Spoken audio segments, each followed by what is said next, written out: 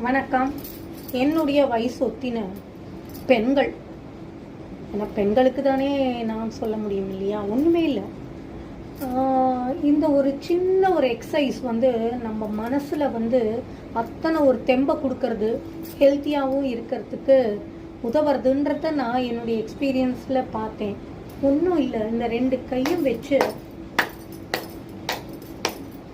ரொம்ப அழுத்தவே வேண்டாம். லேசா இப்படி ஏதாவது ப்ரோக்ராம்க்கு போனாதானா நம்ம கை தட்டணும், இல்லை பஜன்ஸ்க்கு போனாதான் கை தட்டணுங்கிறதே கிடையாது.